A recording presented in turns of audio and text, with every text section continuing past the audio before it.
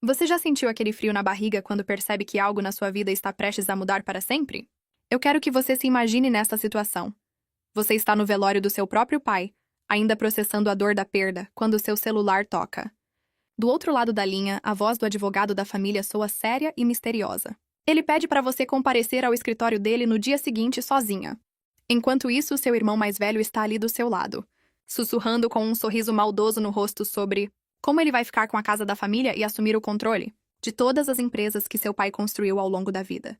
Se você já passou por conflitos familiares envolvendo herança, se inscreva no canal agora, porque essa história vai te mostrar como às vezes a vida reserva surpresas que ninguém espera. E eu garanto que você não vai conseguir parar de assistir até descobrir o que realmente aconteceu naquela sala do advogado.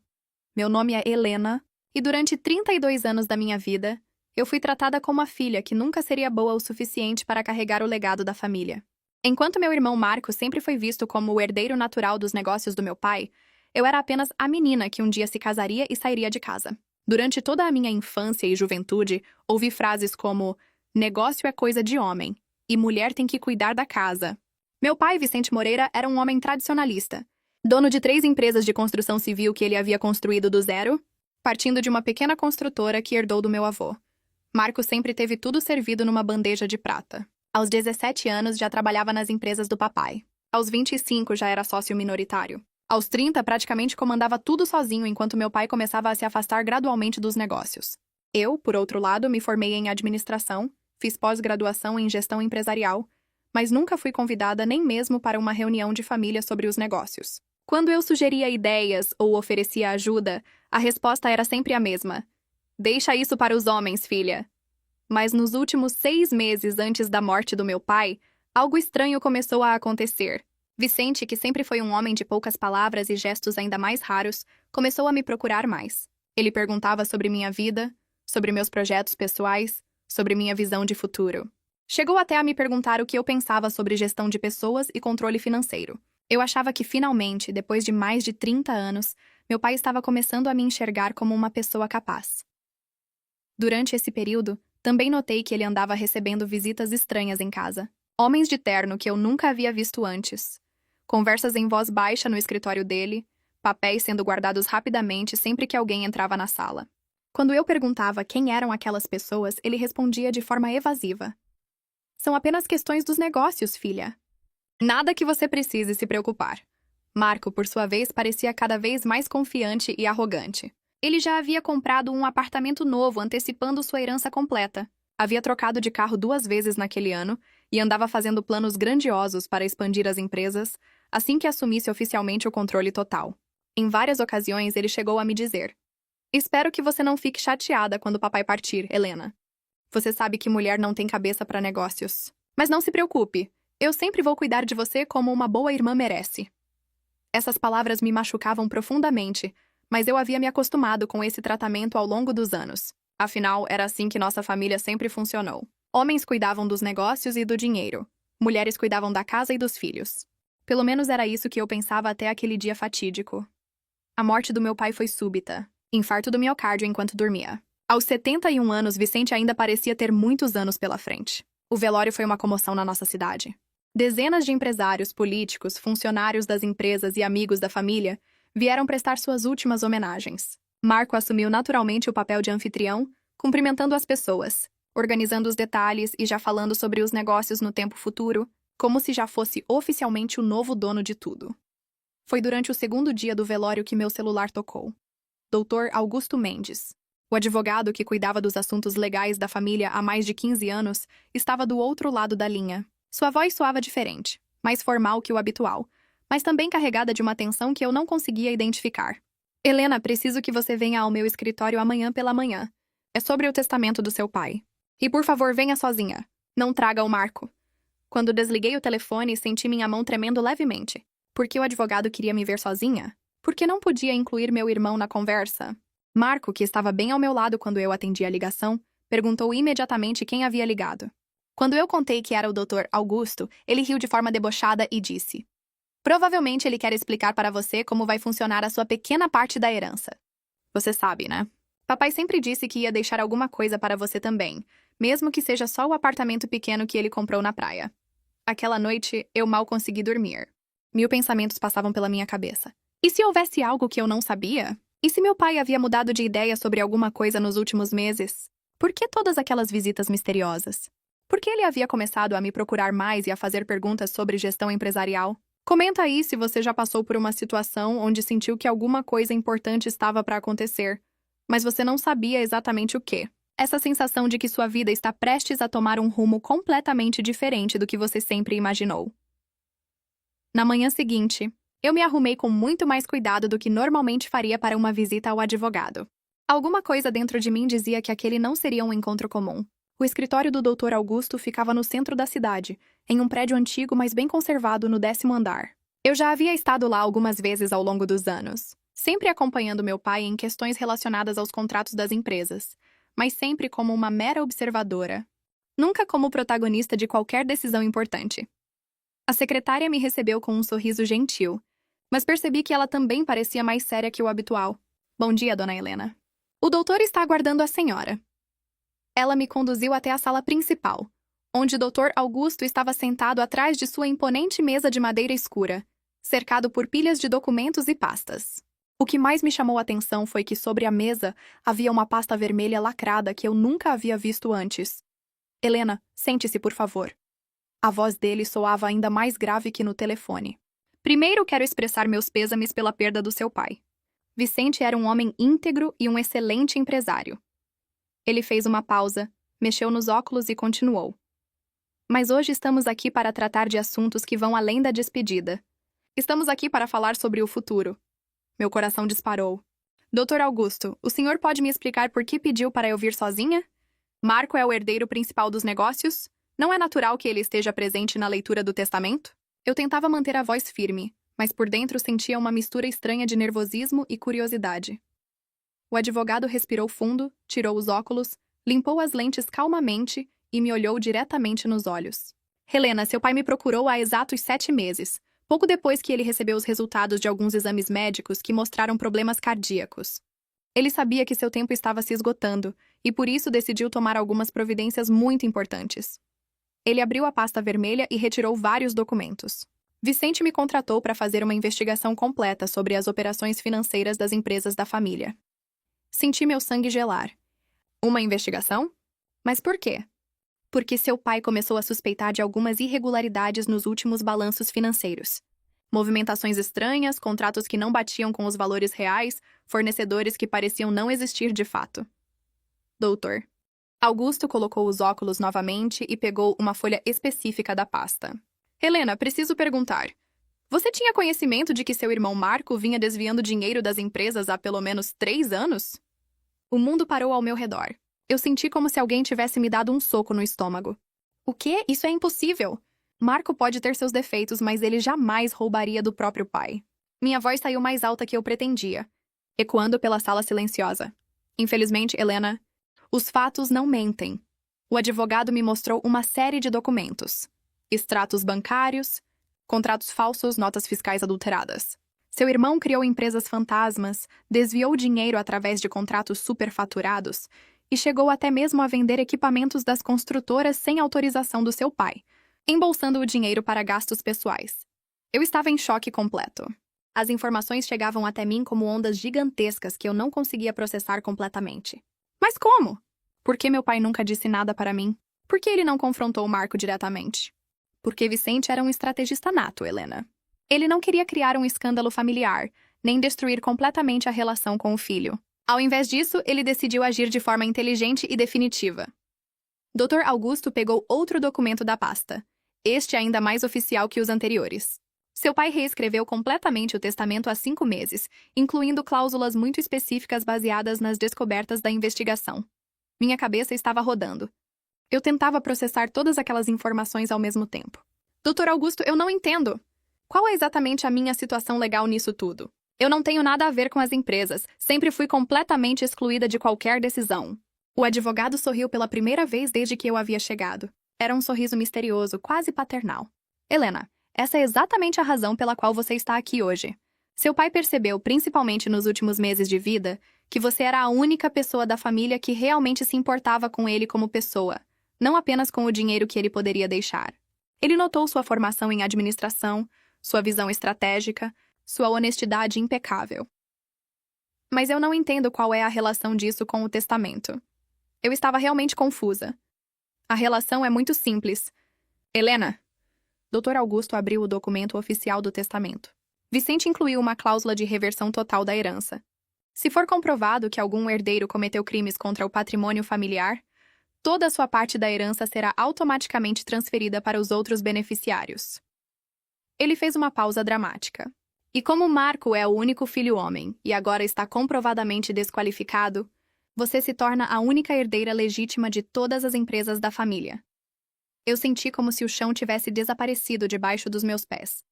Você está dizendo que todas as empresas... Exatamente, Helena. As 3 construtoras, todos os equipamentos, os contratos em andamento, as propriedades comerciais, a casa da família, as contas bancárias empresariais. Tudo isso agora é legalmente seu. Dr. Augusto organizou os papéis sobre a mesa.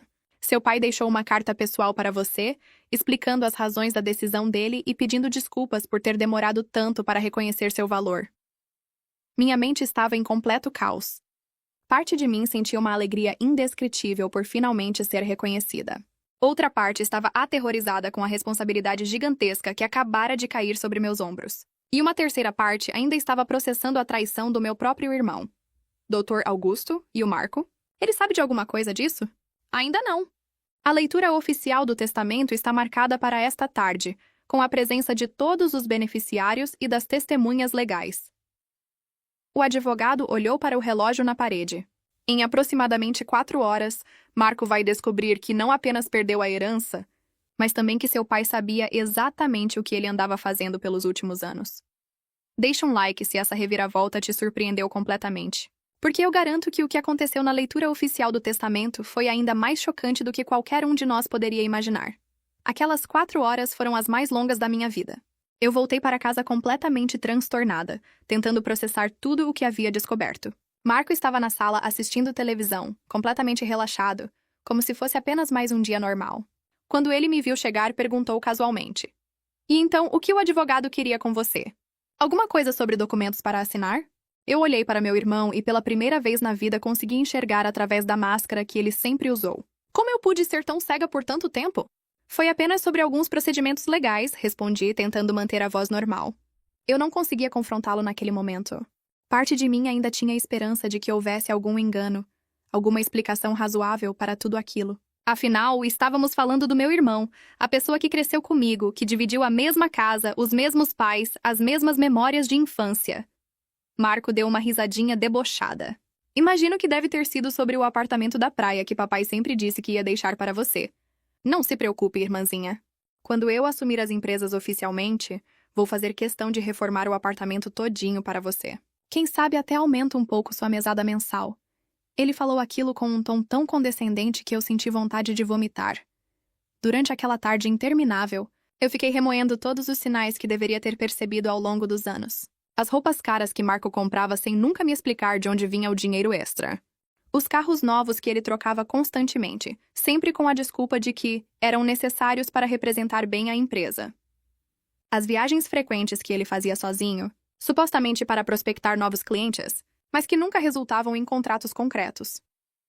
Lembrei também de conversas estranhas que ele tinha ao telefone, sempre abaixando a voz quando alguém se aproximava. Discussões tensas com fornecedores que eu às vezes escutava por acaso, onde Marco parecia estar negociando algo além dos serviços normais da empresa. E, principalmente, lembrei do comportamento cada vez mais arrogante que ele havia desenvolvido nos últimos anos, como se já fosse o dono absoluto de tudo. O mais doloroso de tudo era perceber como meu pai deve ter se sentido ao descobrir que o filho em quem ele mais confiava, aquele a quem havia dedicado anos ensinando os segredos do negócio, estava sistematicamente roubando dele. Vicente era um homem orgulhoso, que havia construído tudo do zero com muito trabalho e honestidade. Descobrir que o próprio filho estava manchando o legado da família deve ter sido devastador para ele. Às 5 horas da tarde em ponto, eu estava novamente no escritório do Dr. Augusto, desta vez acompanhada de Marco. Ele entrou na sala caminhando com a confiança de quem já se considerava o novo patriarca da família. Cumprimentou o advogado com aquele sorriso falso que eu agora conseguia identificar perfeitamente e se sentou na cadeira principal, como se aquela reunião fosse apenas uma formalidade para confirmar o que ele já dava como certo. Bom, Dr. Augusto, imagino que possamos resolver isso rapidamente. Eu tenho uma reunião importante com investidores às 6 horas para discutir a expansão das empresas. Marco falava como se já fosse o dono de tudo, consultando o relógio caro no pulso que provavelmente havia sido comprado com dinheiro desviado. Claro, Marco. Vamos direto ao ponto, então. Dr. Augusto abriu a pasta oficial do testamento, mas antes de começar a ler, olhou diretamente para meu irmão. Antes de mais nada, preciso informar que esta leitura está sendo gravada, conforme exigência legal, e que temos aqui presentes as 2 testemunhas oficiais do testamento. Marco acenou impaciente com a cabeça. Perfeito. Pode começar. O advogado começou a ler o documento com voz solene e pausada. Eu, Vicente Moreira, em pleno gozo de minhas faculdades mentais, declaro esta como sendo minha última vontade e testamento. Ele pausou e olhou para Marco. Tendo descoberto através de investigação legal devidamente documentada que meu filho Marco Antônio Moreira cometeu crimes de apropriação indébita, falsificação de documentos e desvio de patrimônio empresarial pelo período de 3 anos consecutivos, declaro-o completamente deserdado e indigno de qualquer benefício desta herança. O silêncio na sala foi ensurdecedor.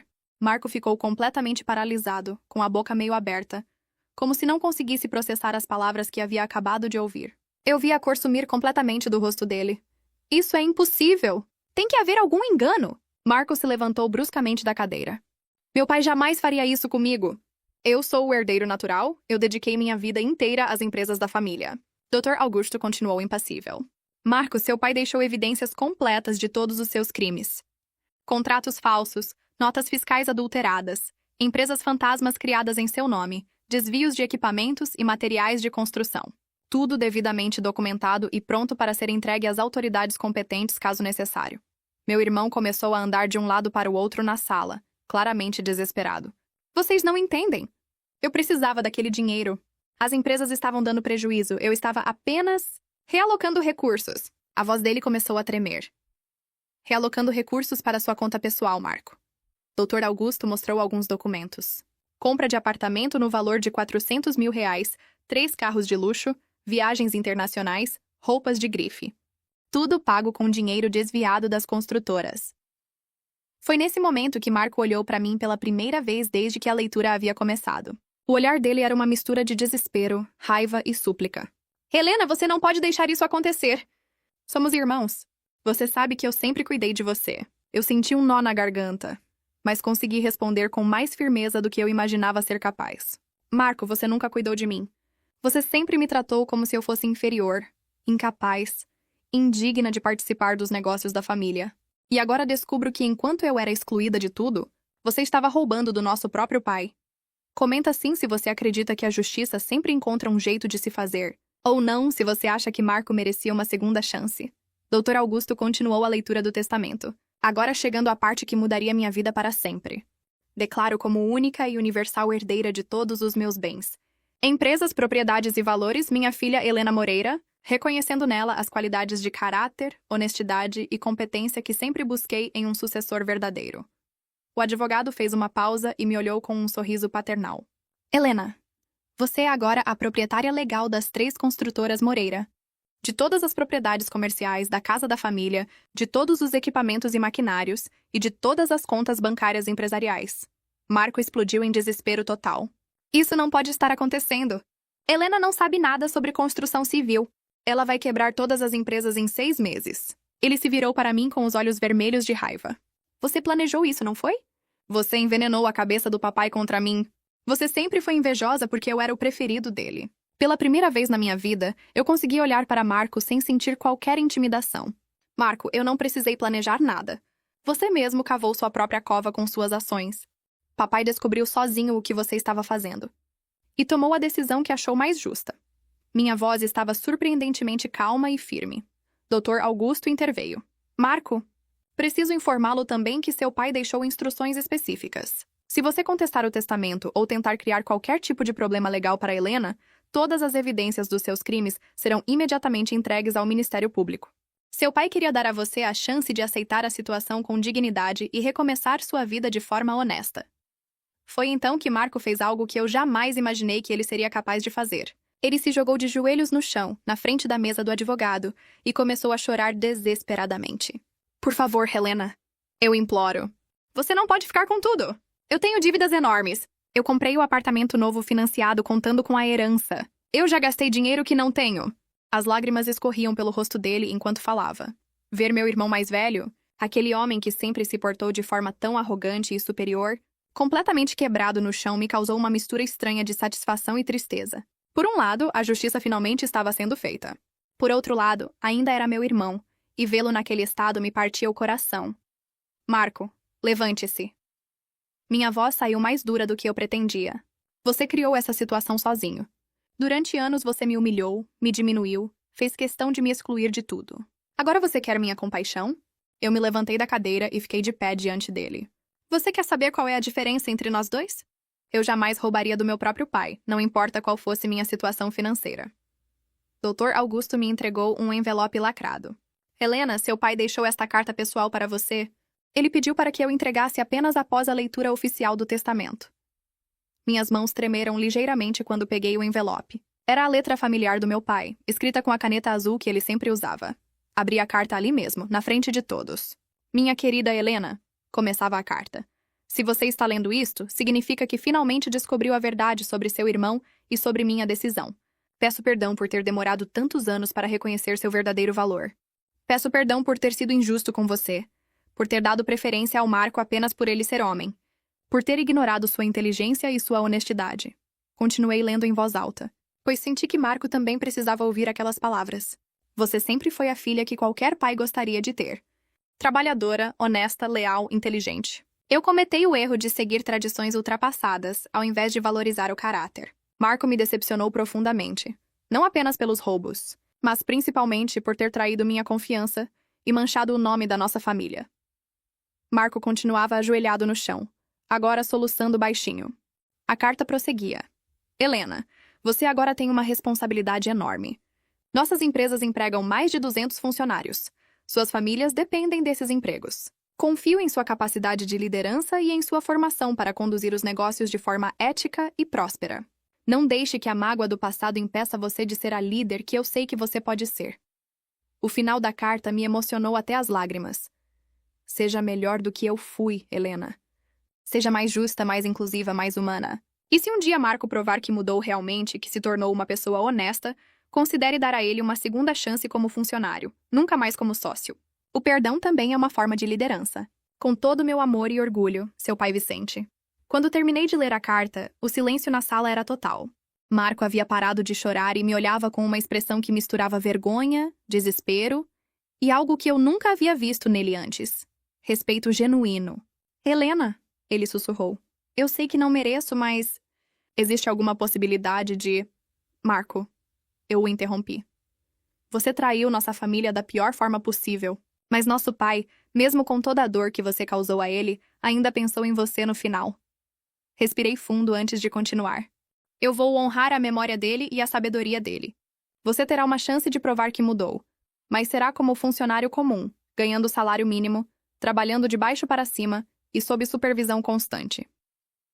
Dr. Augusto sorriu aprovando minha decisão. Sabe a escolha, Helena? Liderança verdadeira às vezes significa dar segundas chances, mesmo quando elas não são merecidas. Marco se levantou lentamente do chão, limpou o rosto e, pela primeira vez na vida, me olhou com humildade genuína. Obrigado, Helena. Eu não mereço essa chance, mas juro que vou trabalhar todos os dias para reconquistar sua confiança e honrar a memória do nosso pai. Deixa um super thanks se você ficou emocionado com essa reviravolta, porque ainda não acabou. O que aconteceu nos meses seguintes foi ainda mais surpreendente. 6 meses se passaram desde aquele dia que mudou nossas vidas para sempre, e hoje eu posso dizer que a decisão do meu pai foi a mais sábia que ele poderia ter tomado. Assumir o controle das 3 construtoras Moreira não foi nada fácil. Nos primeiros dias, eu me sentia completamente perdida, tentando entender contratos complexos, gerenciar equipes de obra e lidar com fornecedores que claramente duvidavam da minha capacidade por eu ser mulher e relativamente jovem para o cargo. Mas eu tinha algo que Marco nunca teve: o respeito genuíno dos funcionários mais antigos. Eles lembravam da minha honestidade, da forma respeitosa como eu sempre os tratei durante todos aqueles anos em que frequentava as empresas apenas como a filha do patrão. Seu João, o mestre de obras mais experiente da empresa, se tornou meu maior aliado. Dona Helena, ele me disse no meu primeiro dia oficialmente no cargo, A senhora tem o mesmo olhar determinado do seu pai, mas com um coração mais generoso. Essa empresa vai prosperar nas suas mãos. Marco, fiel à sua palavra, aceitou começar como servente de obra na construtora menor, ganhando o salário mínimo. Confesso que no início eu duvidava da sinceridade dele, esperando a qualquer momento que ele voltasse ao comportamento arrogante de sempre. Mas algo havia realmente mudado nele. Talvez tenha sido o choque de perder tudo. Talvez tenha sido o peso de saber que nosso pai havia descoberto suas traições. Ou talvez tenha sido simplesmente a primeira vez na vida que ele precisou enfrentar as consequências reais de suas ações. Eu o via todos os dias chegando às 6 da manhã, sujo de terra e cimento, trabalhando lado a lado com homens que antes ele considerava inferiores. Inicialmente, alguns funcionários o tratavam com desconfiança e até hostilidade. Afinal, muitos sabiam dos problemas que ele havia causado. Mas Marco aguentou firme. Ele não reclamou uma única vez, não pediu privilégios, não tentou usar nossa relação familiar para ter um tratamento especial. O ponto de virada na nossa relação aconteceu 3 meses depois que eu assumi a empresa. Estávamos passando por uma auditoria fiscal de rotina quando os fiscais descobriram algumas irregularidades antigas, que claramente eram resultado dos desvios que Marco havia feito no passado. A multa seria de quase R$50 mil, um valor que comprometeria seriamente nosso fluxo de caixa naquele momento. Foi quando Marco bateu na porta do meu escritório, ainda com as roupas sujas de trabalho, e disse algo que eu nunca vou esquecer. Helena, eu sei que não posso desfazer o que fiz, mas posso assumir as consequências. Eu tenho o apartamento que comprei com o dinheiro desviado. Vou vendê-lo e usar o dinheiro para pagar essa multa. É o mínimo que posso fazer pela empresa que nosso pai construiu e que você está reconstruindo com tanto esforço.